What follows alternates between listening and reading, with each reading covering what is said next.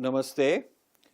The word Kāma is often translated as lust or sex. But I want to ask Dr. Das what really Kāma is and how it's different from these different things. In the dictionary it says, a strong emotion or feeling. The lust can take any form, such as the lust for sex, for expensive objects, for power. It can take mundane forms such as the lust for food, as distinct from the need for food. Lust is a psychological force producing intense wanting for an object or circumstance, fulfilling the emotion. So that's lust. So tell us what is Kāma and how it's different. So the word Kāma is coming from the Sanskrit root kamu, which means primarily desire. Kamu kanti, kanto kanti richa. So the derivational meaning is just plain desire. But when we see from the dharmic point of view, then Kāma has a very specific meaning. It is one of the four purusharthas, as you know. We have dharma, artha, Kāma and moksha. So primary desire of every human being is happiness. And not only human beings, but every living being, every conscious being wants to be happy and not have suffering. So that desire for happiness is the original Kāma, you can say. And that is not just lust. This is just our inbuilt nature to be happy, because the nature of the Atma is happiness. So when we identify with the physical body, which is not our true being, it's something external to us. But when I identify myself with the physical body, then what happens that I superimpose my nature onto the body. So because my nature is happiness, now I want that happiness through the body. Because I am an eternal being, I want this body to be eternal. Because I never get old, Atma never gets old. So I want this body not to get old or decay. So this is actually a superimposition of my own character onto the physical body. And that's why there is always a drive for happiness.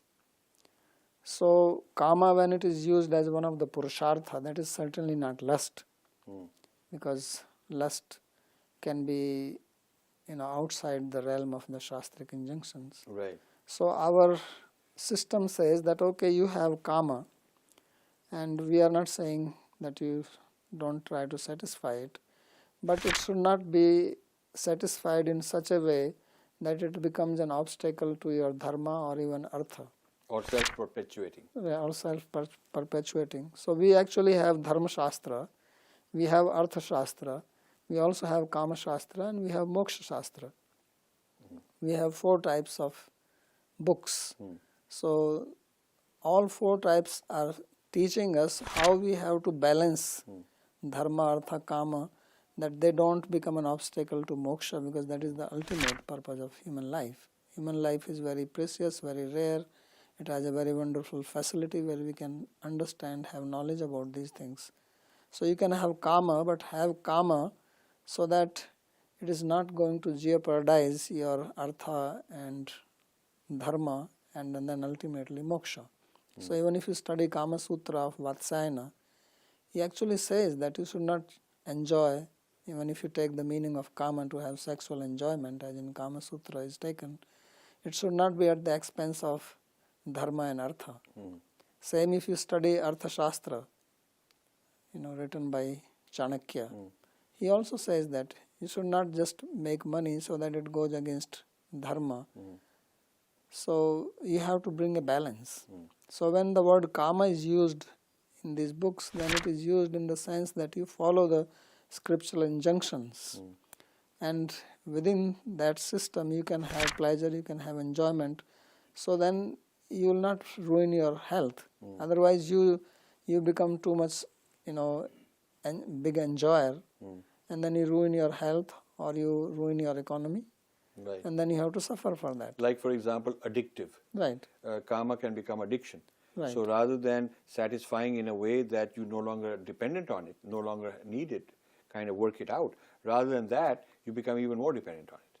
So it keeps increasing your demand for lust, or it turns into lust then. Yeah, it will never, first of all, if you do it in that manner, it will never be satisfied. Correct. Na jatu kama nam upabhoge na samyate. Right. That your kama is not satisfied simply by upabhoga, but if you do it with consciousness, with awareness, then you will come to realize that actually this is not the way to live life. Right. And that's how this process of karma yoga or process of varnashrama system is actually meant to bring you out of this lower nature and bring to the higher principles of life. Right.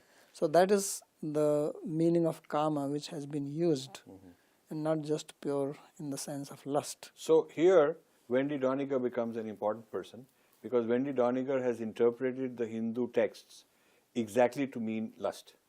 So her Kama Sutra, her interpretation of women and the man-women relations is all assuming it's lust and exploitation.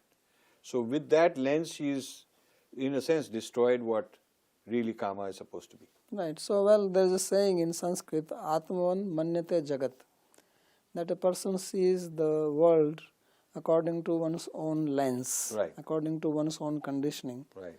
So, probably she has undergone this kind of experience in her childhood. Right. Or, yeah. Yeah, I'm sure there Yeah, must yeah, be yeah, yeah. some, if you study. They are all like that. They are all sort of, one has to reverse the gaze and analyze them. Yeah, if you analyze their childhood, they must have suffered. Right. They must have had some traumatic experience. Right. Maybe they were abused by somebody. So then when you have a mindset like that, Right. then you start seeing everything with that lens. So now you study the Hindu Shastra, then you think, well, oh, this is how they're being exploited. This is how women being exploited. Because that's their own experience. But if you want to study them, then as Krishna says in Bhagavad Gita, that you go to the Guru. Tadvidhi pranipatena pariprasnena sevaya updekshanti te jnanam jnaninas tatu darsinai. You have to have a Guru. You have to study under the Guru, ask questions, then you learn. But if you want to study it with your own lens, with your own material conditioning, And agendas. and with your own agenda on top of that, Right. then you are going to misinterpret, and you may be in a position to do that. You have the facility and money and following. Right. And so this is a very big disservice, Yes. and we should be careful about such interpretations. Yes. Yes. Calm is not to be translated as lust. Calm is its own word, has a rich meaning, serves a purpose, done within the Shastric injunctions. It's a fine thing to do. Outside the Shastric injunctions, transgressing or violating the Shastric injunctions, it becomes papa. Yeah, then that is what is defined as papa. So the lust, the way lust is being defined, it is actually papa, because it is, so it is not same as Kāma. Yeah. Good. Actually, in Bhagavad Gita, Krishna makes a very interesting statement. He says, Dharma viruddho bhuteshu kamo asmi bhartarshva. He says, I am Kāma. So he cannot be a lust. He says that Kāma which is not against the principles of dharma, that I am. It's a very big statement. It's a very big statement. And very bold Very statement. audacious. Yeah, very audacious statement. Very big, yeah. Bhagavan saying he is Kāma, Yeah, yeah. In fact, one of name for Krishna is Kamdeva. Yeah. So it cannot be just lust. And then they misinterpret the gopis and Krishna, again through that, this Well, Wendy obviously, Doniger kind of they stuff. are bound to misinterpret, Yeah, because they can only think In a in that conditioned range. Good. So thank you very much, Dr. Das. Thank Welcome. you. Namaste.